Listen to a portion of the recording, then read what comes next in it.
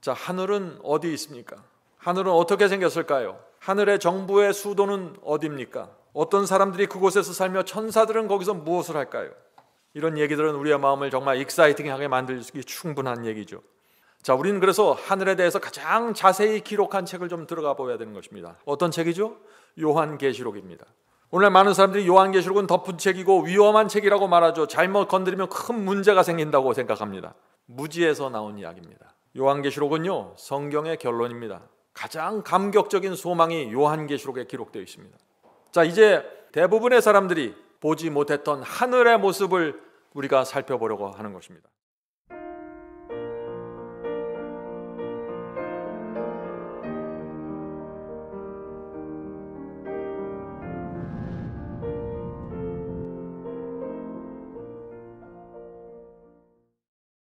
성도 여러분, 이 세상을 살면서 가장 행복한 것이 무엇일까요? 우리가 매년 억대 연봉을 받는 것입니까? 좋은 집으로 이사 가는 것인가요? 암에서 회복되면 좋겠죠? 다 좋은 일들입니다. 그러나 최고는 아닙니다. 성도 여러분, 우리의 생애에서 아직 최고의 행복은 오질 않았습니다. 지금 우리가 누리고 있는 이 감사와 행복은 아무것도 아닙니다. 상상할 수 없는 기쁨과 감격이 오고 있습니다. 그것을 바라보면서 지금 우리가 살고 있는 것입니다. 오늘 저는 예언의 말씀을 좀 나누려고 하는데, 오늘 나눌 이 예언의 말씀은 100%입니다. 반드시 이루어지는 예언입니다. 이 예언이 이루어지지 않으면 성경이 가짜입니다. 하나님도 없는 것이고 천국도 없는 것입니다. 그러므로 이 예언은 무조건 이루어져야 되는 예언이죠. 에덴 동산에 최고의 행복이 있었는데 범죄가 들어온 이후 그 최고의 행복을 인류는 잊어버렸습니다. 그리고 6,000년이 흘러갔는데 그 최고의 행복은 오질 않는 것입니다. 그런데 놀랍게도 바로 그것이 우리가 사는 이 시대에 올 수 있다는 것입니다. 그럴 가능성이 굉장히 많은 시대에 우리가 살고 있는 것입니다. 우리가 이런 생각들을 하면서 살면은요, 이 세상의 고통과 어려움이 다 잊혀지게 되는 것입니다. 하나님께서 우리를 그렇게 살기를 원하시는 것입니다. 자, 바울은 우리가 맞이하게 될 그 최고의 행복한 사건에 대해서 이렇게 말합니다. 고린도전서 2장 9절입니다. 고린도전서 2장 9절. 기록된 바 하나님이 자기를 사랑하는 자들을 위하여 예비하신 모든 것은, 자, 하늘에 있는 모든 것은 눈으로 보지 못하고 귀로도 듣지 못하고 사람의 마음으로도 생각지 못하였다 함과 같으니라. 자, 여기서 바울이 무엇을 말하고 있죠? 지금 천국을 말하는 것입니다. 하늘을 말하고 있는 것입니다. 성도 여러분, 하늘은 상상할 수도 없는 곳이라고 지금 말하고 있는 것입니다. 한 번도 가본 적이 없고 이 지구에 그런 곳이 없어요. 그래서 우리가 알 수가 없는 것입니다. 자, 그런데 하늘을 볼 수 있는 사람들이 있는 것입니다. 어떤 사람들이 볼 수 있을까요? 10절입니다. 고린도전서 2장 10절 이어집니다. 오직 하나님이 성령으로 이것을, 하늘입니다, 이것을 우리에게 보이셨으니 성령은 모든 것 곧 하나님의 깊은 것이라도 통달하시느니라. 성도 여러분, 오늘 우리가 그래서 성령을 통해서 하늘을 보려고 하는 것입니다.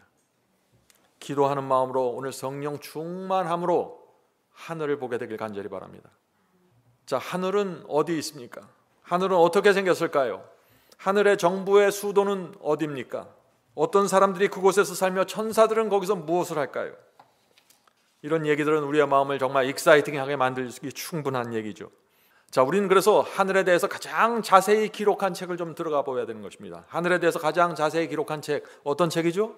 요한계시록입니다. 오늘 많은 사람들이 요한계시록은 덮은 책이고 위험한 책이라고 말하죠. 잘못 건드리면 큰 문제가 생긴다고 생각합니다. 무지에서 나온 이야기입니다. 요한계시록은요, 성경의 결론입니다. 가장 감격적인 소망이 요한계시록에 기록되어 있습니다. 그래서 요한계시록을 모르면 소망 없이, 확실한 소망이 없이 이 세상을 살 수밖에 없는 것이죠.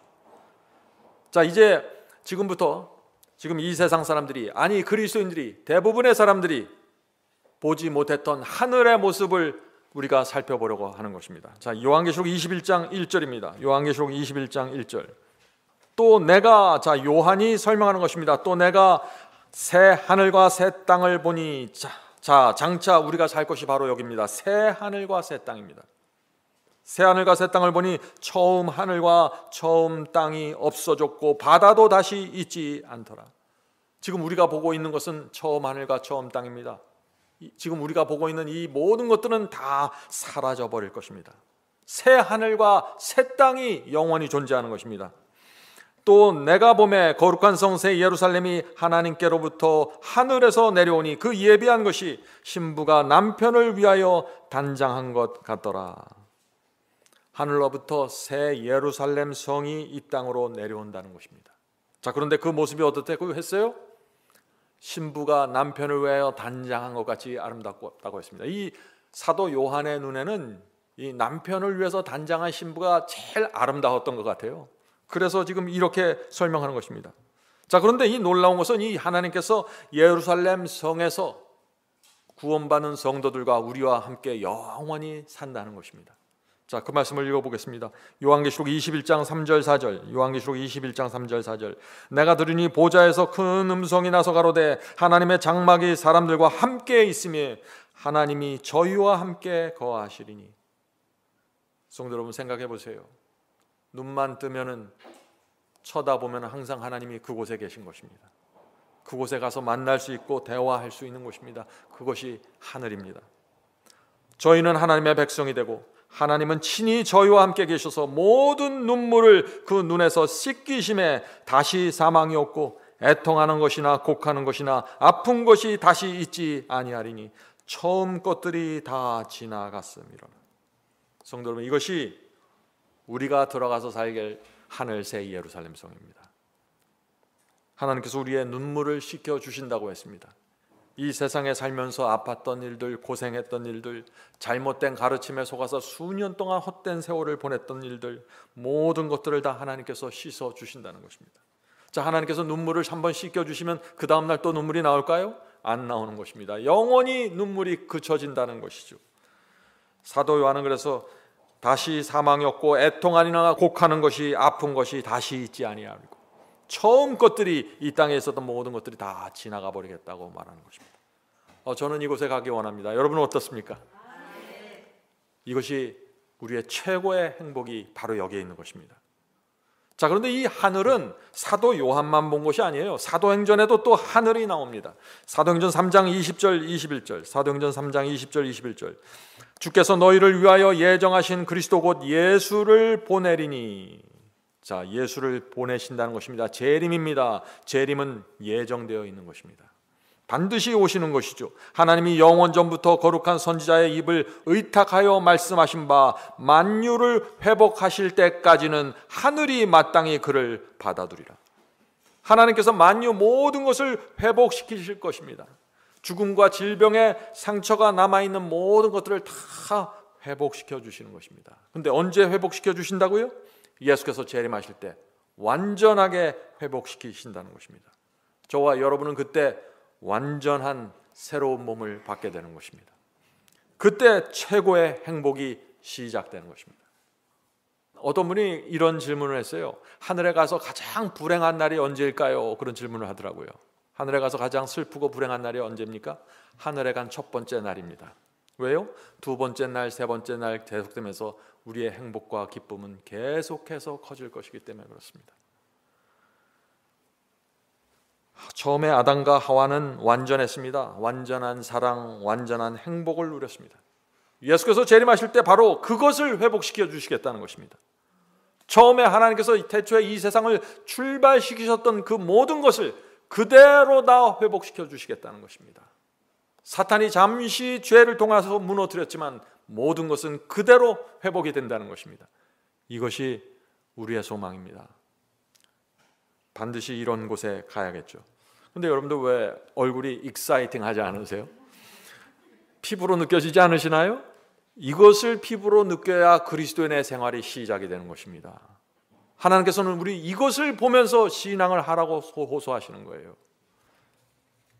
이 땅에서 우리가 잠시 고생하고 외로울지라도 주의 말씀을 붙잡고 살면은 상상할 수 없는 일이 우리 앞에 펼쳐진다 하는 것입니다.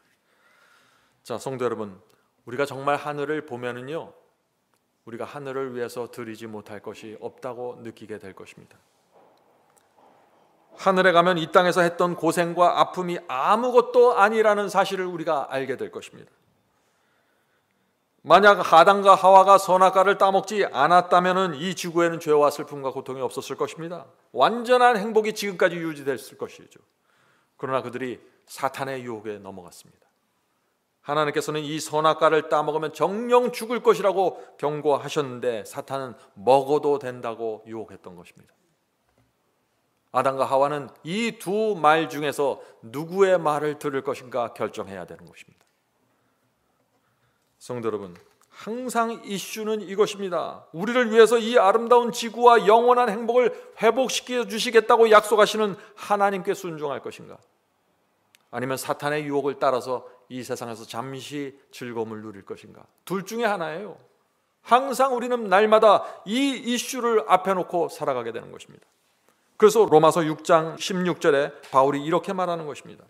너희 자신을 종으로 들여 누구에게 순종하든지 그 순종함을 받는 자의 종이 되는지를 너희가 알지 못하느냐. 혹 죄의 종으로 사망에 이르고 혹 순종의 종으로 의에 이르느니라. 진리는 분명합니다. 하나님을 우리가 정말 알면, 하늘이 정말 어떤 곳인지 알면은 우리는 의의 종으로 살아가게 된다는 것이죠. 그런데 이 불행하게도 이 아담과 하와는 사탄의 말을 신뢰하고 죄를 범했던 것입니다.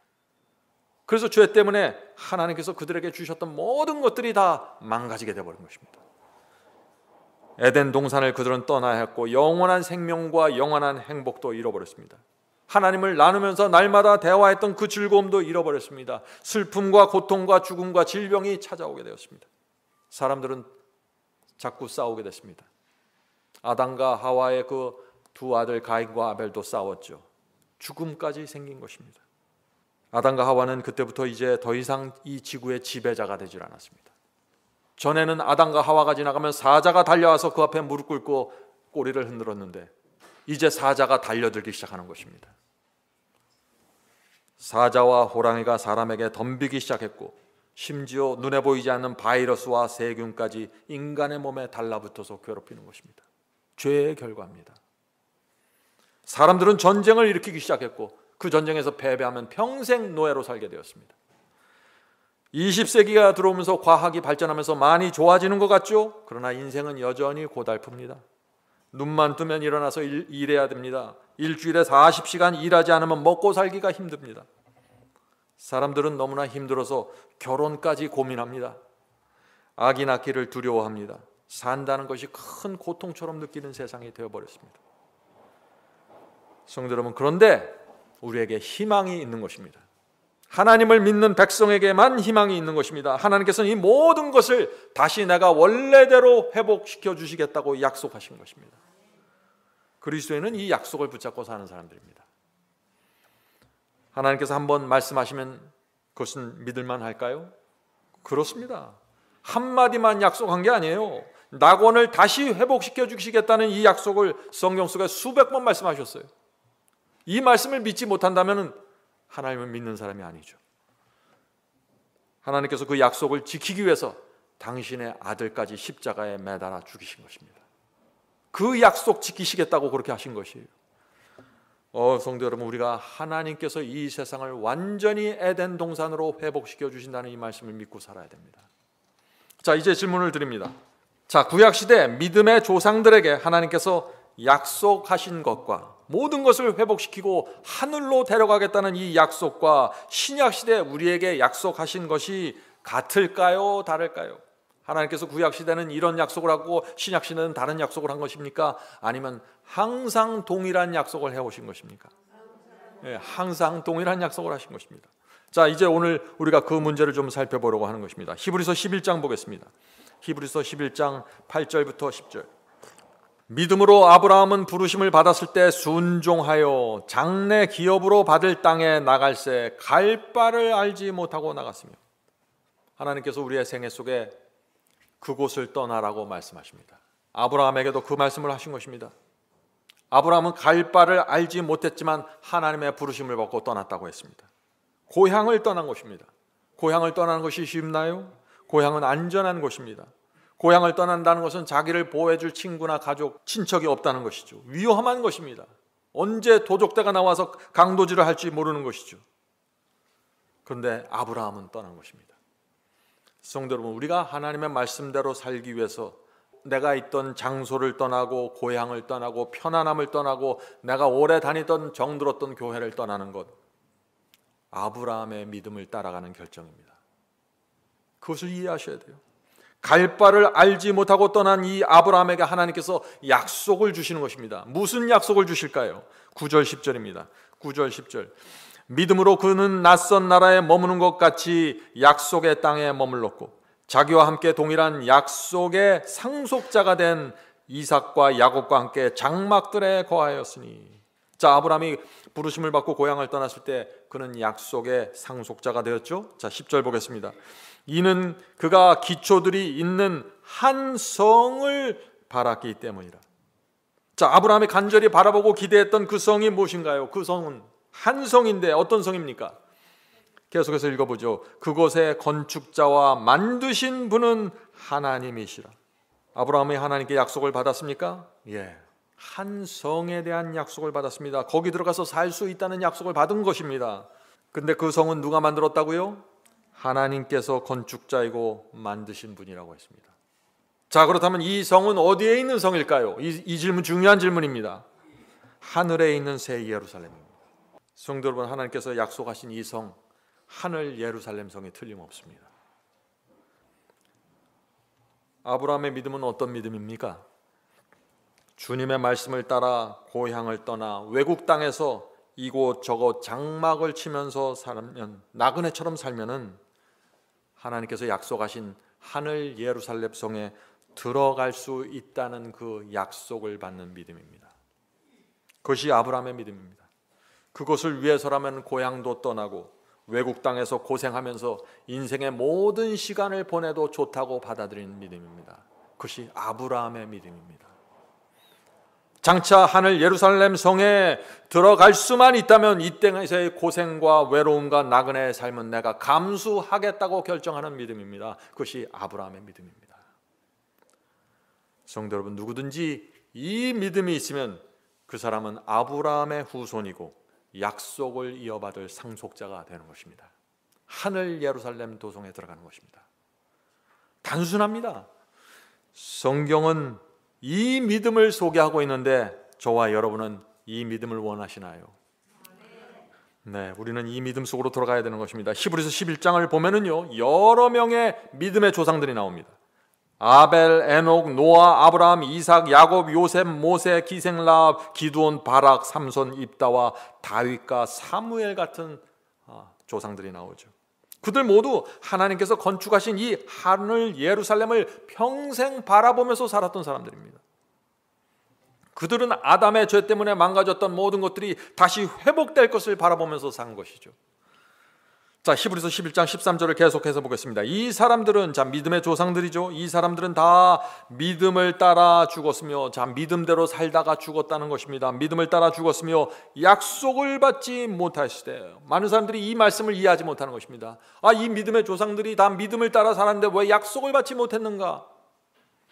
약속을 받지 못하시되 그것들을 멀리서 보고 환영하며 또 땅에서는 외국인과 나그네로라 증거하였으니. 믿음대로 살았지만 약속을 받지 못했다고 했죠. 무슨 뜻인가요? 이 믿음의 조상들은 모두 하늘 예루살렘에 들어갈 것이라는 약속을 받았습니다. 그것을 바라보면서 살았습니다. 그러나 그들이 죽을 때까지 그 약속이 이루어지지 않았다는 것입니다. 자, 계속해서 읽겠습니다. 16절입니다. 저희가 믿음의 조상들이죠. 저희가 이제는 더 나은 본향을 사모하니. 자, 그들은 이 땅을 사모한 사람들이 아닙니다.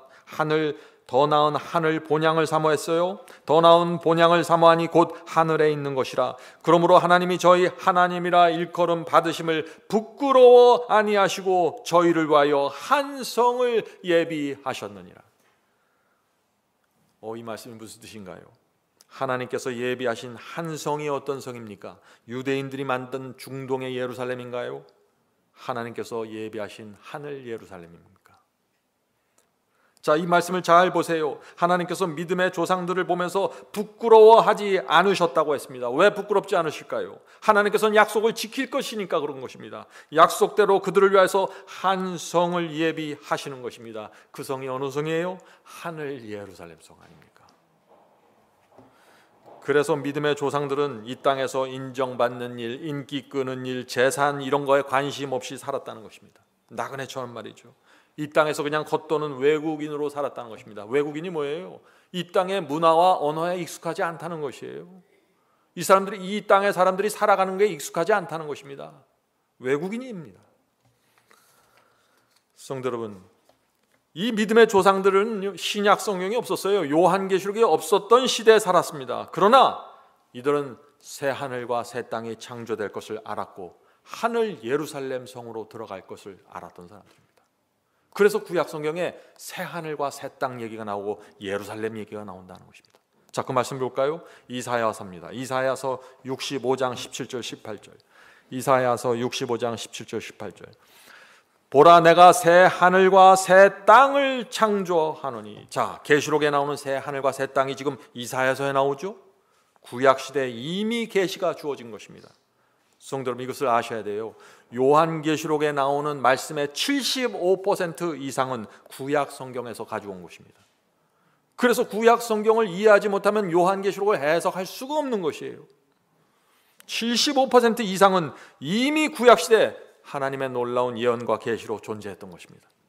자, 계속해서 읽어보죠. 새하늘과 새 땅을 창조하느니 이전 것은 기억되거나 마음에 생각나지 아니할 것이라. 18절. 너희는 나의 창조하는 것을 인하여 영원히 기뻐하며 즐거워할지라. 보라, 내가 예루살렘으로 인하여 즐거움을 창조하며 그 백성으로 기쁨을 삼고.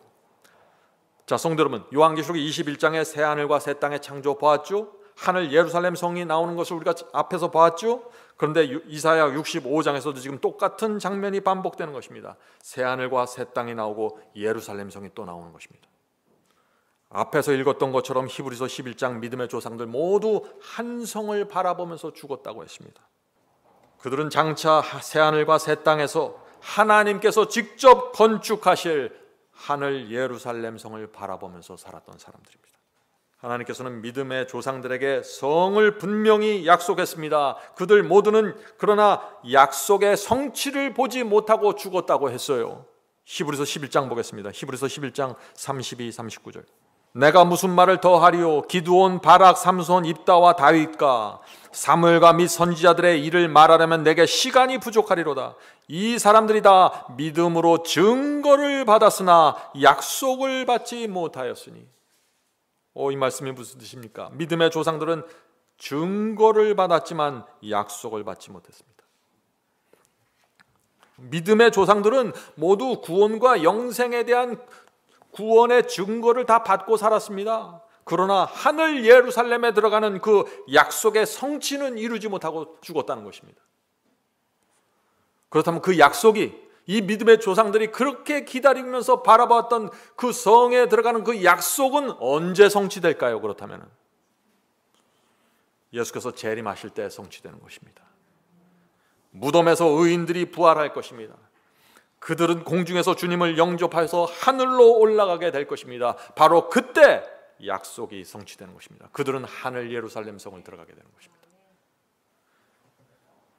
계속해서 읽어보죠. 데살로니가전서 4장 16절 17절입니다. 주께서 호령과 천사장의 소리와 하나님의 나팔로 친히 하늘로 쫓아 강림하시리니. 그리스도의 재림의 장면이죠. 그리스도 안에서 죽은 자들이 먼저 일어나고, 자, 재림 때 그리스도 안에서 죽은 자들이 부활합니다. 의인들이 부활하는 것입니다.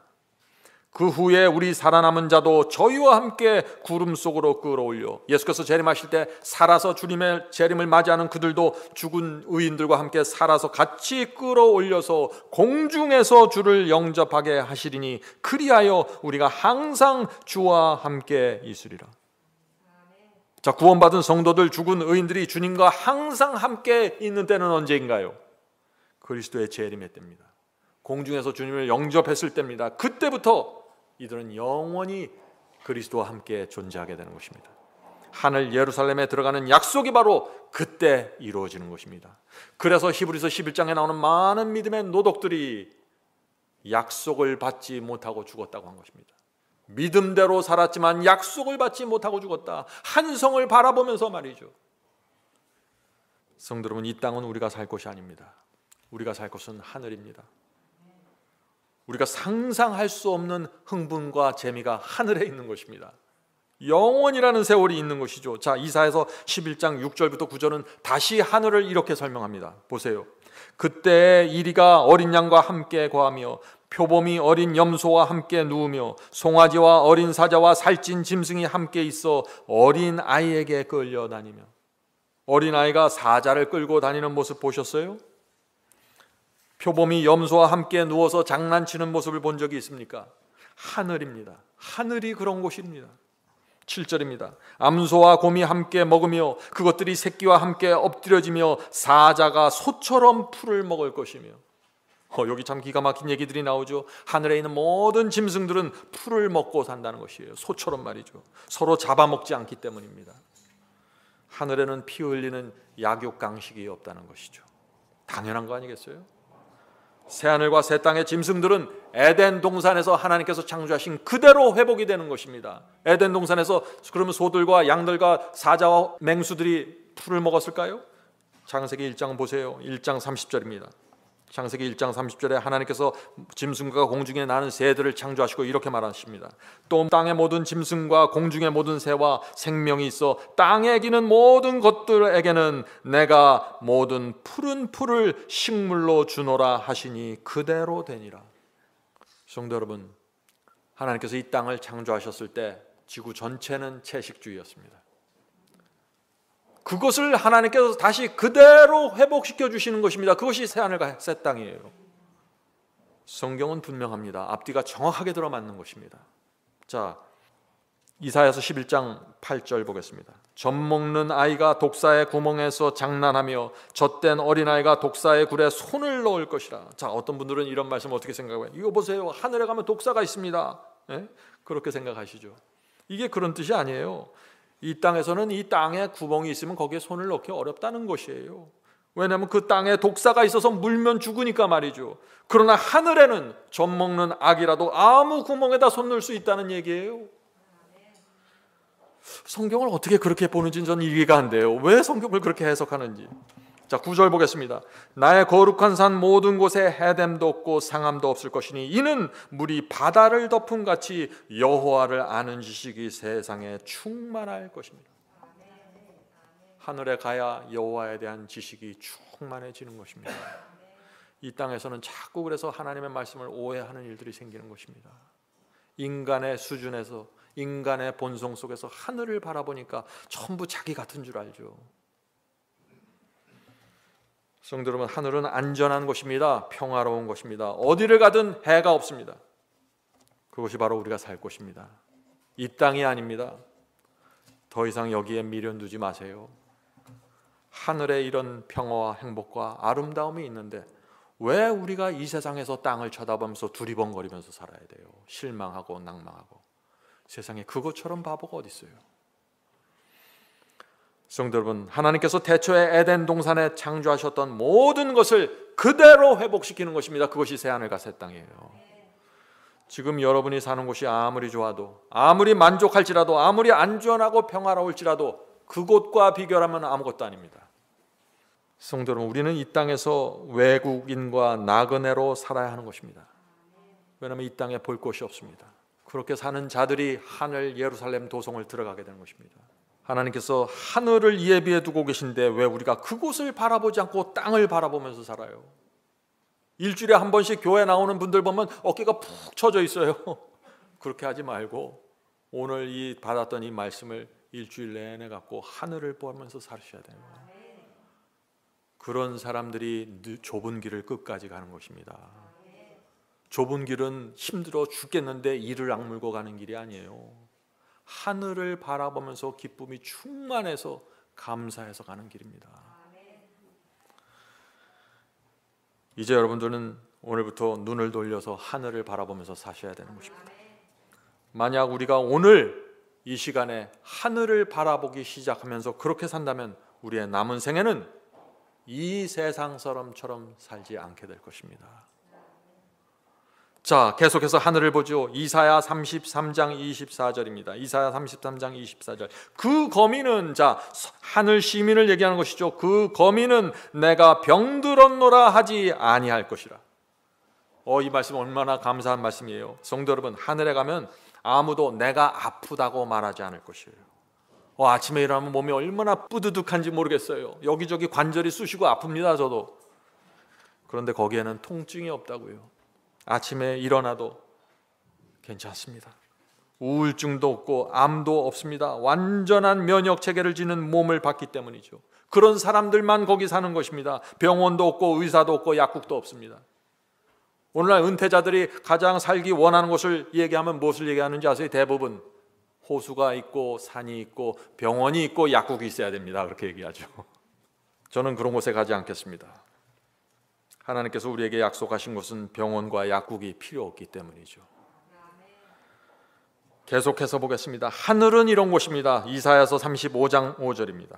이사야서 35장 5절. 그때 소경의 눈이 밝을 것이며 귀머거리의 귀가 열릴 것이며. 성도 여러분, 예수께서 재림하실 때 악인들은 멸망합니다.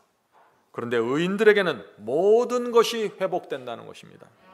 에덴 동산 죄 범하기 이전의 상태로 모든 것이 돌아가고 회복되는 것입니다. 하나님께서 이것을 약속해 주신 것이에요. 이 약속이 언제 성취돼요? 예수께서 재림하실 때요. 이것이 재림신앙입니다. 재림신앙을 이해하지 못하면 참된 신앙의 중심으로 들어가지 못하는 것입니다. 부활의 아침이 되면 평생 소경으로 산 사람이 눈이 밝아질 것입니다. 날 때부터 귀머거리도 귀가 열릴 것입니다. 더 이상 신장 투석 필요 없어요. 이 의인들은 영생할 수 있는 완전한 몸을 받기 때문입니다. 지금 저와 여러분이 눈이 좋아봤자 20, 2.0, 2.0이죠. 그런데 새로운 몸을 받으면 시력이 어떻게 될까요? 엄청날 것입니다. 백두산에 앉아서 한라산에 앉아있는 사람과 보면서 대화하지 않겠어요? 제가 지금 과장하는 것 같아요? 아니에요. 잘 생각해 보세요. 성도 여러분, 우리는 장차 우주 여행을 할 사람들입니다. 빛보다 빠른 속도로 올라가야 하늘에 겨우 도착해요. 엄청난 속도로 이 우주에서 저 우주로 다니게 될 것이에요. 우리의 활력과 시력과 청각이 어떨까요? 하늘에 가서 혈압이나 당뇨병 체크하는 사람은 없어요. 시력 검사하는 사람도 없어요. 하늘은 그런 곳입니다. 날마다 하늘을 생각하셔야 됩니다. 하늘을 생각하면 할수록 이 세상은 매력이 없게 됩니다. 침침하고 어둡고 보잘것없어요. 돈 몇 푼 벌어보겠다고 우리가 하늘을 놓칠 수 있습니까? 자존심 좀 세워보겠다고 유치하게 살 수 있을까요? 하늘 새 예루살렘을 조금이라도 안다면 세상과 죄를 넉넉히 이기게 될 것입니다. 성도 여러분, 우리는 이제 예수께서 재림하시는 장면으로 들어가겠습니다. 그 장면도 기가 막힌 장면입니다. 예수께서 재림하실 때 저 하늘 저 먼 쪽에서 표시가 하나 나타날 것이에요. 점이 하나 보이기 시작할 것입니다. 저 멀리서 말이죠. 그 점이 점점 가까이 오면서 점점 더 커지게 될 것입니다. 그러면서 그 점이 무엇인지 보게 될 것이에요. 그 점이 무엇일까요? 하나님과 성령과 그리스도 천천만만의 천사들이 저 하늘 끝에서 시작하면서 보일 때, 그때는 우리 시력이 발달하지 않았기 때문에 한 점으로 보기 시작하게 된다는 것이죠. 그런데 그것이 가까우면 가까이 올수록 지구에 있는 각인의 눈이 그리스도의 재림을 바라보게 될 것입니다. 어떤 사람들은 이런 질문을 합니다. 지구는 동그란 공같이 둥근데 어떻게 각 사람이 재림을 볼 수 있나요? 지구 저쪽에서 일어나는 일을 반대쪽에 있는 사람들이 어떻게 볼 수 있습니까? 하는 질문을 하는 것이에요. 굉장히 과학적인 질문이죠. 그런데 이것은 하나님을 인간의 생각 안에 가두어 놓는 것입니다. 예수께서 재림하실 때 누가 오시나요? 예수님 혼자 오세요? 하나님과 성령과 그리스도께서 삼위께서 오신다고 요한계시록은 말하고 있습니다. 천천만만의 천사들이 하늘을 뒤덮으면서 올 것이에요. 몇백 명이 오는 것이 아니에요. 하늘을 뒤덮고 오는 것입니다. 온 우주의 중심이 지금 지구로 옮겨지는 순간입니다. 어떤 일이 생길까요? 의인들에게는 너무나 감격적이지만 악인에게는 공포와 두려움으로 떨다가 죽게 될 것입니다. 지구 전체에서 무덤이 열리게 될 것입니다. 의인들이 일어나서 걸어 나올 것입니다. 바다에 수장됐던 의인도 나올 것이고 폭탄에서 온몸이 찢긴 그 의인들도 새로운 몸을 갖고 걸어 나오게 될 것입니다. 중세기의 골짜기에서 순교당해서 마른 뼈다귀가 된 의인들도 살아나서 몸으로 걸어 나올 것입니다. 모두 그 자리에 있을 것입니다. 하나님께서 단 한 사람의 의인도 놓치지 않고 불러내실 것입니다. 성도 여러분, 그것이 하나님께서 우리에게 주신 약속이라는 것입니다. 그것이 지구 역사의 마지막 날이고 하나님께서 당신의 아들의 피로 만들어내는 사건입니다. 우리가 이 세상을 어떻게 살아야 됩니까? 깨어 일어나야 되죠. 하나님께서는 하늘의 과학을 통해서 모든 사람이 그날의 모든 사건을 듣고 볼 수 있도록 하실 것입니다. 인간도 인공위성으로 지구 저쪽 사건을 이쪽에서 다 볼 수 있게 하잖아요. 왜 하나님이 못해요? 근데 그것을 각인의 눈이 그리스도의 재림을 보겠다고 성경이 기록했으면 그 말씀을 받으세요. 인간의 과학으로 자꾸 재려고 하지 마세요. 그것처럼 어리석은 것은 없습니다. 그때는 안경도 필요 없고 보청기도 필요 없습니다. 하늘의 천사들과 의인들은 지구 역사 마지막 날에 대한 분명한 증인들이 다 되어줄 것입니다. 그들은 영원한 세월을 통해서 자신이 보고 듣고 경험하고 들었던 모든 것을 말하면서 우주여행을 하게 될 것이에요. 그리스도의 재림의 날에 우리 모두의 얼굴은 감사와 감격으로 빛나게 될 것입니다. 시내산에서 하나님을 본 모세의 얼굴이 환하게 빛났던 것처럼 우리 모두 그런 얼굴로 하고 있을 것입니다. 약속을 지키신 하나님께 나가 찬송 돌리게 될 것입니다. 이 땅에 살면서 진리 때문에 고난당했던 모든 일들이 너무나 하찮게 보일 것입니다. 하나님 앞에 누가 자기의 공로를 내놓겠어요? 주님, 내가 주님을 위해서 이렇게 희생했고 이렇게 11조 냈습니다. 누가 그런 말을 하겠어요? 그 앞에서 누가 감히? 우리가 드린 순종과 희생이 너무나 부끄럽게 느껴지면서 내가 왜 그때 더 드리지 못했을까 후회하게 될 것입니다. 모든 것은 하나님의 은혜라고 고백하게 될 것입니다. 자, 다시 하늘의 모습을 보죠. 이사야 35장 5절부터 7절 읽겠습니다. 그때 소경의 눈이 밝을 것이며 귀머거리의 귀가 열릴 것이며 그때 저는 자는 사슴같이 뛸 것이며 벙어리의 혀는 노래하리니. 다리가 없는 사람들도 그날에는 사슴처럼 뛰게 될 것입니다. 더 이상 휠체어가 필요 없죠. 벙어리의 혀는 풀려서 아름다운 노래를 하게 될 것입니다. 지금은 노래 못해서 찬양대 한번 빠지려고 하죠. 그런 사람들 거기는 없습니다. 그날에는 천사들이 감동할 만한 노래를 다들 부른다고요. 왜요? 하나님께서 모든 것을 에덴 동산 죄 범죄하기 이전으로 회복시키시기 때문에 그렇습니다. 계속해서 읽어보죠. 이는 광야에서 물이 솟겠고 사막에서 시내가 흐를 것임이라. 뜨거운 사막이 변하여 못이 될 것이며 메마른 땅이 변하여 원천이 될 것이며 사랑의 눕힌 곳에 풀과 갈대와 부들이 날 것이며. 이것이 하늘의 모습입니다. 문맥을 보셔야 됩니다. 이 말씀에 소경이 눈이 밝고 귀가 열리고 사슴처럼 뛰고 벙어리가 노래하는 이 모든 장면이 지금 사막에서 물이 나오는 이 장면과 딱 연결되어 있어요. 이것은 새롭게 회복된 새하늘과 새 땅입니다. 자, 성도 여러분, 지금까지 제가 말씀드린 것보다 더 영광스러운 장면이 있어요. 제가 이렇게 말하면 깜짝 놀라겠죠. 그것보다 더 그러시죠. 그것이 무엇일까요? 이사야서 66장 22절 23절입니다. 이사야 66장 22절 23절. 나 여호와가 말하노라. 나의 지을 새 하늘과 새 땅이 내 앞에 항상 있을 것 같이 너희 자손과 너희 이름이 항상 있으리라. 성도 여러분, 아무리 하늘이 좋고 새 예루살렘 성이 보석으로 되어 있으면 뭐해요? 그곳에 하나님이 없으면 아무 소용없는 것입니다. 거기 우리끼리 있으면 뭐가 재밌겠어요? 아무리 새하늘과 새 땅에서 영원히 살아도 하나님께서 우리와 함께하지 않으면 무슨 의미가 있습니까? 하늘에 가면 하나님께서 우리와 항상 함께 계시다고 그랬어요. 원하기만 하면 하나님과 대화할 수 있는 것입니다. 하늘에 가면 여러분은 뭘 질문하시겠어요? 저는 질문이 많습니다. 루시퍼 천사가 어떻게 그런 하늘에서 타락했는지 물어보고 싶어요. 우주는 어떻게 시작됐는지, 어떻게 하늘에서 반역이 일어났는지, 아담을 보고 좀 붙잡고 따지고 싶어요. 당신은 왜 그런 짓을 했는지 말이죠. 질문할 것이 많습니다. 23절 보겠습니다. 이사야 66장 23절입니다. 여호와가 말하노라. 매 월삭과 매 안식일에 모든 혈육이 이르러 내 앞에 경배하리라. 성도 여러분, 하늘에서 우리는 매 월삭마다, 매 안식일마다 하나님께 나가서 경배하게 될 것입니다. 예배드리는 것입니다. 상상해 보세요. 인류 역사에서 구원받은 모든 성도들이 하나님 앞에 나와 예배드리는 것입니다. 우주의 천사들과 함께 찬양대가 이루어질 것입니다. 아담도 그 자리에 있을 것입니다. 아담이 어디에 있을까요? 맨 앞자리에 앉아 있을지 모르겠죠. 아브라함도 있을 것입니다. 엘리야도 있습니다. 12 제자들도 그 자리에 있을 것입니다.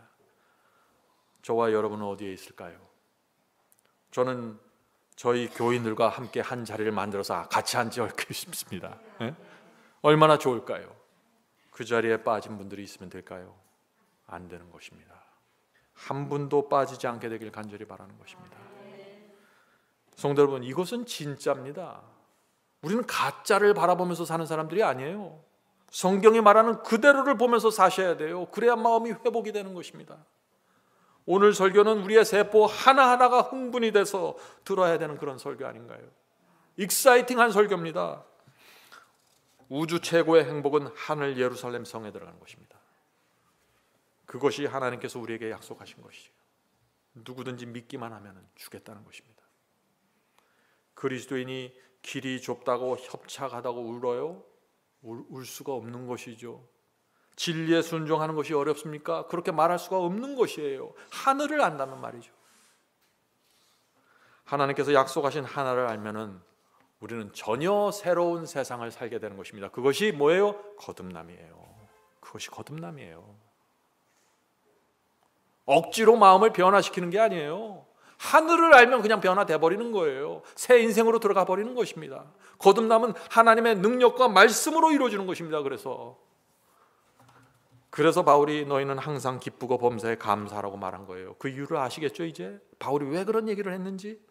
예수께서 내 이름을 위하여 핍박당하면 뛸 듯이 기뻐하라고 했어요. 그 이유를 아시겠죠? 예수께서 어떻게 그런 말씀을 하시는지. 야고보가 뭐라고 했습니까? 행함이 없는 믿음은 거짓이고 죽은 것이라고요. 그 이유가 다 있는 것이에요. 하늘이 있기 때문에 그런 것이에요. 이 모든 말은 하늘을 알아야 진리가 보이는 것입니다. 그래서 오늘 제가 이 말씀을 드리는 것이에요.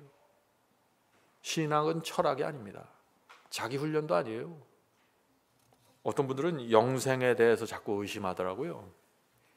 중학교 다닐 때 방학을 하잖아요. 그러면 방학하는 첫날부터 걱정하는 친구들이 있어요. 뭘 걱정할까요? 방학이 빨리 끝날까 봐 걱정하는 거예요. 열심히 놀다 보면 날짜가 빨리 간다는 것이죠. 근데 여러분 걱정하지 마세요. 하늘은 끝나질 않습니다.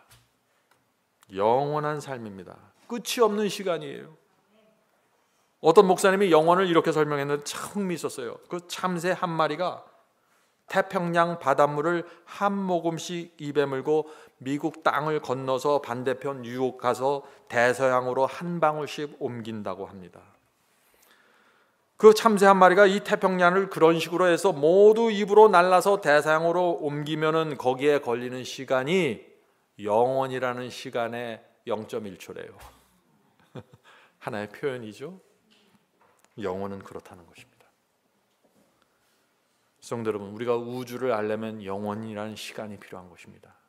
하나님이 누구인지를 알려면 영원이 필요한 것입니다. 우리는 끝없는 행복과 기쁨을 누리게 될 것입니다. 성도 여러분, 하나님께서 우리에게 약속하신 것이 무엇인지 잘 보셔야 돼요. 이것을 보면은 경건의 비밀이 풀려버립니다. 더 이상 머리 숙이고 살 필요가 없습니다. 죄 범했어요? 회개하고 일어서서 다시 가면 되는 거예요. 왜 머리를 숙이세요? 왜 낙담을 하세요? 하늘은 여전히 존재하고 있는데 하나님께서 우리에게 무엇을 약속했는지 보셔야 되는 것입니다. 장사가 안 되십니까? 한숨 푹 쉬면서 귀 죽지 마세요. 그것이 무슨 큰 문제입니까? 하늘이 없어지나요? 하늘은 여전히 존재하고 하늘 예루살렘 성이 문을 열고 기다리고 있습니다. 우리는 그런 모습으로 살 사람들이 아닙니다. 미소와 행복이 우리 생애를 지배해야 되는 것입니다. 하늘에 가면은 모든 사람이 노래를 부르게 될 것입니다. 소프라노 하고 싶은 분들 실컷 소프라노 하세요. 전 테너 하겠습니다. 우리는 새 노래를 부르게 될 것입니다. 계시록 14장 3절입니다. 계시록 14장 3절. 저희가 보좌와 내 생물과 장로들 앞에서 새 노래를 부르니. 자, 지금 하늘 보좌 앞에서 새 노래를 부르는 것입니다. 땅에서 구속함을 얻은 14만 4천인 밖에는 능히 이 노래를 배울 자가 없더라. 자, 하늘에 가면은 새 노래를 부른대요. 우린 새 노래를 만들 것입니다. 가사를 만들고 곡을 만들어야겠죠. 음악 모르시나요? 걱정하지 마세요. 범죄하기 이전에 완전한 상태로 회복되는 것입니다. 우리의 간증을 곡으로서 만드는 것입니다. 고난 속에서 주께서 건져주셨던 노래, 끈질기게 붙잡혀 있던 그 죄에서 해방된 그 경험의 노래, 내 경험과 간증을 노래로 만들어서 하나님과 보좌와 천사들 앞에서 부르는 것입니다. 영원한 시간이 필요한 것입니다. 죄가 무엇인지도 모르는 천사들은 우리의 경험의 노래를 들으면서 죄가 저런 것인가, 승리가 저런 것인가 그렇게 바라볼 것이에요. 그들은 모르는 것입니다. 죄와 타락과 부패가 뭔지를 모르는 것이에요. 계속해서 옆에서 지켜보면서 구경을 하고 온 것입니다. 성도 여러분, 행복과 기쁨과 감사와 만족이 끝없이 넘치는 삶, 그런 삶이 있을까요? 있습니다. 행복과 기쁨, 감사, 만족이 흘러 넘치는 날이 끝없이 이어지는 것입니다. 그것이 하늘입니다. 우리는 날마다 하늘에 가서 내가 정말 이렇게 행복해도 될까 고민하게 될 것입니다. 네? 성도 여러분, 하늘을 명상하세요. 승리의 비결입니다. 제가 우리 교회에서 늘 우리가 살아있는 동안 반드시 예수께서 재림하신다고 믿고 살으라고 호소하죠. 오늘 여러분들 그 이유를 아시겠죠? 제가 왜 그 말씀을 강조하는지. 거기서 엄청난 에너지와 파워가 나오는 것입니다. 재림신앙입니다. 하늘의 행복을 미리 땡겨서 맛보아야 되는 것입니다. 그렇게 하면 우리의 신앙과 인생에 혁명이 일어나게 될 것입니다. 이 교회가 폭발할 것입니다. 예수께서 십자가에 돌아가시기 전에 제자들을 불러놓고 재림의 약속을 주십니다. 이제 우리는 그 이유를 알겠죠. 요한복음 14장 1절부터 3절입니다. 요한복음 14장 1절부터 3절. 너희는 마음에 근심하지 말라. 하나님을 믿으니 또 나를 믿으라. 하늘이 있으니까 근심할 필요 없다는 것이에요. 내가 십자가에 달려 죽어도 걱정하지 말라는 것이에요. 약속은 반드시 이루어진다는 것입니다. 내 아버지 집에 거할 것이 많도다. 그렇지 않으면 너에게 일렀으리라. 내가 너희를 위하여 처소를 예비하러 가노니 가서 너희를 위하여 처소를 예비하면 내가 다시 와서 너희를 내게로 영접하여 나 있는 곳에 너희도 있게 하리라. 성도 여러분, 우리가 이 말씀을 믿어야 할까요? 믿어야 합니다. 누구든지 주님의 이 약속을 믿으면 인생의 모든 근심과 염려가 사라지게 되는 것입니다. 성도 여러분, 우리 신앙이라는 것은 뭐를 내가 억지로 만들어내는 것이 아니에요. 저는 오랫동안 주님을 믿으면서 그렇게 착각을 했어요. 내가 더 참아야지, 더 인내해야지, 내가 더 만들어내야지. 그게 아니에요. 하늘을 보면은 거기서 다 끝나버리는 거예요. 우울증 환자, 암 환자도 하늘을 보면은 자리를 박차고 근심, 걱정 다 잊어버리고 살게 되는 것입니다. 재림 앞에 이 주께서 주신 이 재림의 약속 앞에 서면은 아무리 교만한 자도 겸손하게 되고 두려웠던 자도 마음의 평안을 갖게 되는 것입니다. 인생의 우선순위가 완전히 곤두박질하는 것입니다. 뒤바뀌는 것이죠. 그것이 거듭남입니다. 자, 이제 요한계시록이 말하는 하늘을 다시 보겠습니다. 요한계시록 22장 5절입니다. 요한계시록 22장 5절. 다시 밤이 없겠고, 지금 하늘에 대한 얘기예요. 밤이 없습니다. 등불과 햇빛이 쓸데없으니 이는 주 하나님이 저희에게 비추심이라. 저희가 세세토록 왕노릇하리로다. 얼마나 영광스러운 장면입니까? 밤이 없는 곳입니다. 등불이 필요 없어요. 하나님의 영광이 하늘 전체를 영원토록 비춰준다는 것입니다. 이런 장면이 가능할까요? 가능하다고 말하고 있는 것이에요. 지금 성도 여러분, 우리가 무슨 대가를 지불해서도 이곳 가야 됩니까? 가야 되죠. 이성적으로 생각하면 결론이 나는 것입니다. 자, 이제 계시록 마지막 장으로 가겠습니다. 사도 요한은 계시록을 맞추면서 무엇을 강조할까요? 한번 보시죠. 계시록 22장 6절 7절. 계시록 22장 6절 7절. 또 그가 내게 말하기를 이 말은 신실하고 참된지라. 요한계시록의 모든 말은 신실하고 참되다고 지금 선언하는 것입니다. 주 곧 선지자들의 영의 하나님이 그 종들에게 결코 속히 될 일을 보이시려고 그의 천사를 보내셨다. 요한계시록은 뭐예요? 예수께서 속히 오시니까 준비하라고 주신 책이라 하는 것이죠. 성경에 나오는 어떤 책도 그런 목적을 갖고 쓰여진 책은 없습니다. 사복음만 갖고는 알 수 없는 경건의 비밀이 이 요한계시록 속에 가득 차 있다 하는 것이죠. 보라, 내가 속히 오리니 이 예언의 말씀을 지키는 자가 복이 있으라 하더라. 요한계시록은 진실한 말씀입니다. 속히 될 일을 보여주려고 기록된 책입니다. 이 예언의 말씀을 지키는 자가 무엇이라고요? 복이 있다고요. 오늘날 기독교회 가운데 어떻게 얘기하나요? 요한계시록에 대해서 무엇이라고 얘기합니까? 덮여진 책이고 이해할 수 없는 책이고 잘못 읽으면 지옥 가는 책이라고 말하고 있지 않습니까? 기만당한 것입니다. 요한계시록을 공부하지 못하게 막는 말들이 오늘날 인터넷에 얼마나 많이 있는지 모르겠어요. 그런 말 듣지 마십시오. 사도 요한의 말을 들어야 되는 것입니다. 사도 요한은 계속해서 말합니다. 요한계시록 22장 18절부터 20절입니다. 내가 이 책의 예언의 말씀을 듣는 각인에게 증거하노니 만일 누구든지 이것들 외에 더하면 하나님이 이 책에 기록된 재앙들을 그에게 더할 것이요 만일 누구든지 이 책의 예언의 말씀에서 제하여 버리면 하나님이 이 책에 기록된 생명나무와 및 거룩한 성에 참여함을 제하여 버리시리라. 하늘 도성에 못 들어간다는 거예요. 요한계시록이 이 책의 말씀을 방해하거나 덮거나 막는 사람들 하늘 도성에 결단코 들어가지 못하게 하는 거예요. 그만큼 중요하다는 것입니다. 20절 보겠습니다. 이것들을 증거하시니가 가라사대 내가 진실로 속히 오리라 하시거늘 아멘. 주 예수여 오시옵소서. 누가 요한계시록의 말씀을 제하려고 덤벼듭니까? 조심하십시오. 누가 이 말씀을 감추려고 하나요? 그 사람은 거짓 선지자입니다.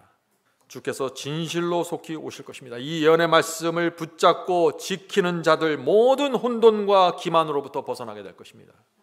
누가 바벨론이고 누가 음료고 다 정확하게 보게 될 것이에요. 이 말세에 가장 안전하고 확실한 길을 걸어가게 될 것입니다. 요한계시록입니다.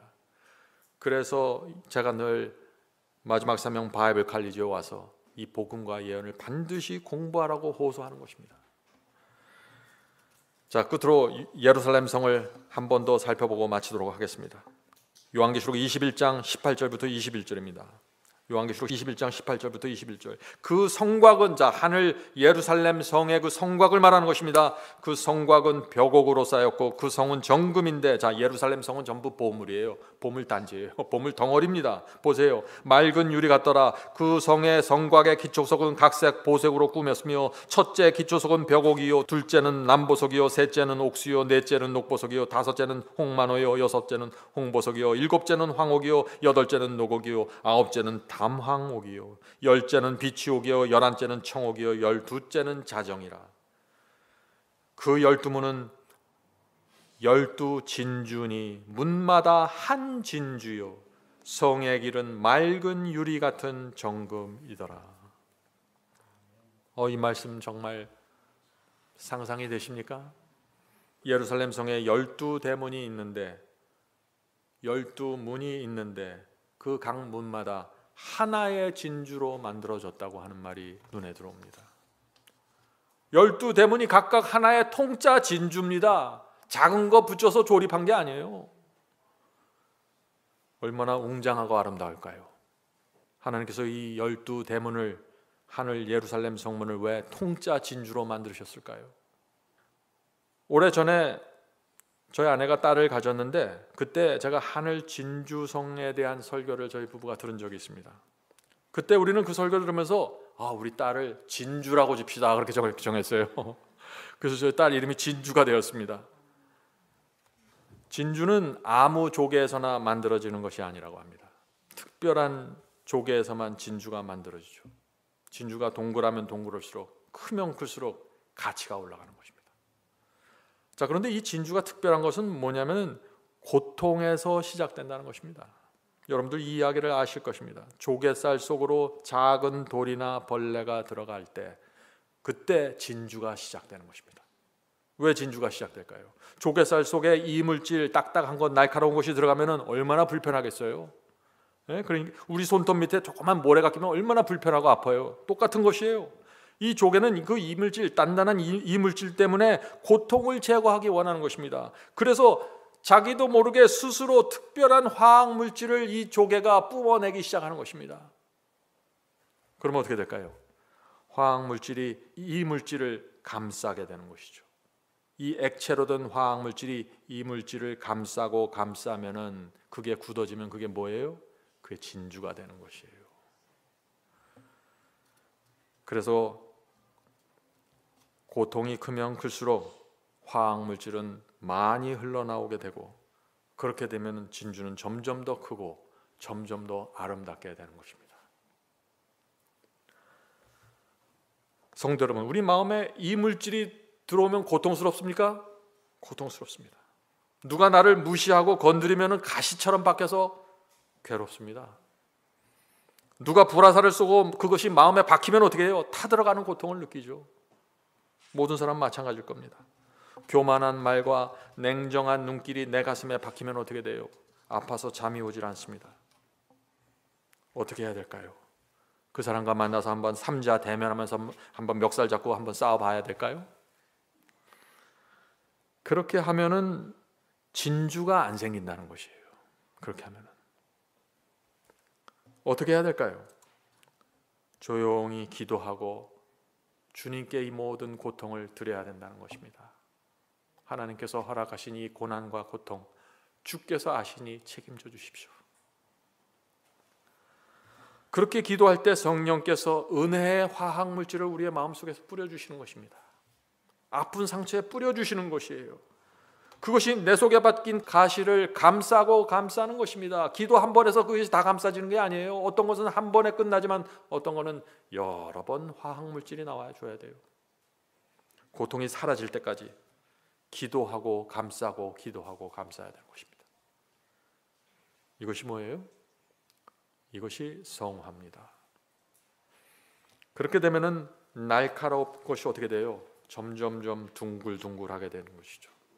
처음에는 날카로운 이물질이었는데 이제는 귀한 경험의 진주로 남게 되는 것입니다. 성도 여러분 아십니까? 조개가 반짝반짝거리고 조개 껍질이 반짝반짝거리고 아름다우면요 그 안에 진주가 신통하지 않대요. 왜 그래요? 안에 만들 때 사용해야 될 그 화학물질을 전부 조개 껍질 치장하는 데 다 써버렸어요. 안에는 빈 껍데기예요. 우리도 마찬가지입니다. 우리 속에 진주가 생기면 생길수록 우리는 점점 더 아름다워질 것입니다. 내적인 아름다움이 점점 더 아름답게 나타나는 것이죠. 그래서 우리 속에 이렇게 해서 생긴 진주는요 아무도 따라 부를 수 없는 새 노래가 되는 것이에요. 그건 그 사람이 그런 물질을 그런 날카로운 것을 가슴에 박혀서 그것을 기도로 은혜로 감싸본 사람만이 그 노래 부르는 거예요. 그 진주는 남의 진주 갖다가 목에 걸어봤자 아무 의미 없는 것이에요. 그건. 성도 여러분, 누가 하늘 진주문을 들어갈까요? 마음에 박힌 그 고통의 가시를 진주로 만든 사람들입니다. 고난과 고통 속에서 성령을 통해서 진주를 받은 성도들이 하늘 진주문을 들어가게 되는 것이죠. 이 세상 고달프고 힘듭니다. 화병이 나고 우울증 환자가 점점 더 많아집니다. 그런데 우리는 희망이 있는 것입니다. 왜요? 우리는 하늘 예루살렘 도성이라는 약속을 받고 있기 때문에 그렇습니다. 누구든지 이 땅에서 주님을 사랑하고 말씀 따라서 좁은 길을 걸어가면은 마음에 진주를 만들면 그 성문을 들어갈 수 있는 것입니다. 누구도 우리의 길을 막을 수가 없는 것입니다. 누구도 그 성을 잃어버릴 필요가 없는 것입니다. 성령께서 우리 모두를 하늘 진주문에 들어갈 사람으로 인도해 주시길 간절히 바랍니다. 하늘에 계신 아버지, 저에게 하늘을 보여주셔서 감사합니다. 이사야서와 요한계시록과 성경을 통해서 하나님께서 하늘을 보여주시지 않았다면 우리가 이 땅에 사는 것이 얼마나 힘들었을까요? 주께서 약속하신 그것을 보면서 살 수 있도록 도와주시옵소서. 더 이상 지치지 않고 실망하지 않고 하늘 가는 도성 바라보면서 저희가 살아가겠습니다. 성령께서 날마다 오셔서 저희의 마음을 일깨워 주시고 날마다 하늘 보면서 살아갈 때 성령 충만함 함께 해 주시옵소서. 주님, 저희가 하늘 새 예루살렘을 통해서 거듭나기 원합니다. 그 도성의 진리를 보면서 저희 마음이 새롭게 태어나기를 원합니다. 주여, 저희의 인생에 혁명을 일으켜 주시옵소서. 인생의 우선순위가 달라지고 가장 중요한 것이 무엇인지 보게 도와주시옵소서. 저희가 이 세상에 살 때 정말 저희 주변에 있는 영혼들을 돌보고 보살피면서 살 수 있게 도와주시옵소서. 하나님께서 주신 이 선물과 약속이 무엇인지 안다면 우리가 하나님의 뜻대로 사는 것이 어렵지 않을 것 같습니다. 주여, 감사합니다. 빛을 보면서 저희가 가게 해주셔서 감사합니다. 오늘 저희가 나눈 말씀이 저희의 마음에 새겨지고 저희의 이마에 인침이 될 수 있도록 역사해 주시옵소서. 예수님의 이름으로 간절하게 기도드립니다. 아멘.